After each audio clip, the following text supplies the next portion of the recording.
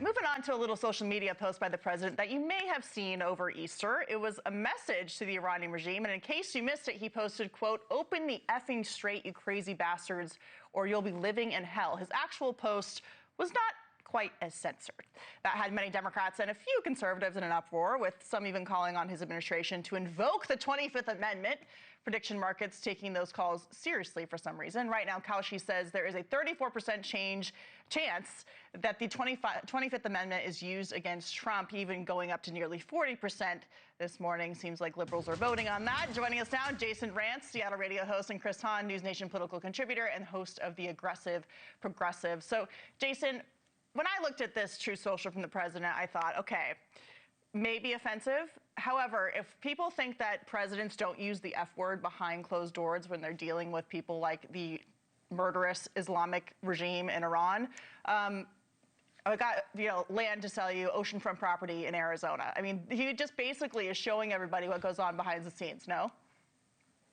Yeah, I think you're reacting like a normal human being reacted to this versus the Democrats who for the last year kept dropping F-bomb after F-bomb thinking it made them edgy and saying literally as a candidate in Illinois for Senate, F Trump as the basis of the entire campaign. They're the ones who are supposedly offended. They're not. And they can, I have no problem if they want to invoke the 25th Amendment argument here because it shows them to be deeply unserious people who for 4 years pretended there was nothing wrong with Joe Biden. And this is just a reminder to the American people. And it's not like they don't have any talking points right now that they could legitimately run on. There are conversations and debates that Americans are having about not just what's going on in Iran, but what's happening here at home. And yet the Democrats are so deeply broken by Donald Trump that they can't simply stay on any of those talking points. Yeah, Chris, to Jason's point, I mean, I remember seeing video after video after video with the same exact script with the F word in it. So seems like you either like it or you don't.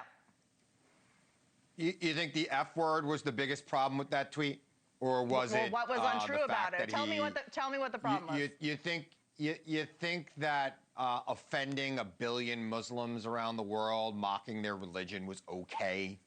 That's the way you read it? He's the president of the United States. He is the president of the United States. His words move markets. They amass millions. The man needs to be careful with his words. I don't care what he says behind closed door. I work in politics. I know none of them are angels. When you are the president of the United States representing the entire nation, you need to behave as such. This man has no ability to do it. And now he's also in this tweet promised war crimes on Iran. I thought we weren't going to war with the people of Iran. He is pledging total war and total destruction. It is disgusting. And if he had a cabinet around him that wasn't a bunch of suck-ups, they would invoke the 25th Amendment. Okay. Jason, I find it interesting that Chris is arguing the president insulted billions of Muslims when the UAE, Saudi Arabia, the Gulf states, the Arab states are begging the United States to finish the job against the crazy bastards in Iran.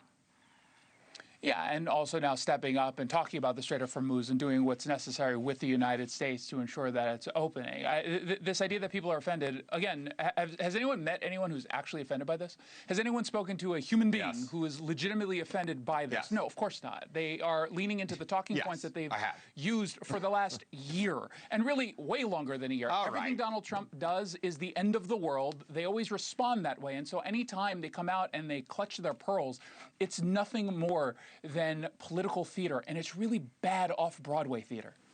So, Chris, what was more offensive to you? Jason, the statement on Truth Social or the president standing with the Easter Bunny and saying he's going to take on the regime? Look, I don't know if Sean Spicer was in an Easter Bunny costume. I hope he was. Probably better than the work he's been doing on the radio. But, look, here's the thing.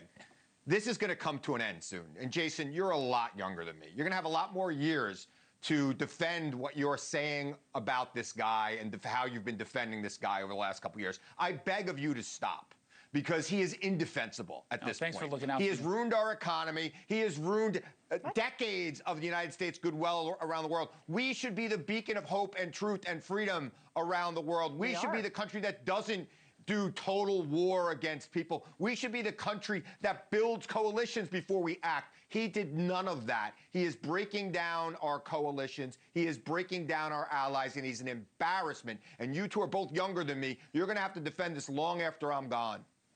Must Jason, be why he's polling better than Democrats. Go ahead, Jason. I see the president building new coalitions, but go ahead. Yeah, I mean, the polling is clear that they're not taking the Democrats' word on this, which is why their polling is so much lower than Donald Trump. And Donald Trump it's the Democrats' fault, Democrats Jason. are lower. Donald Trump is done.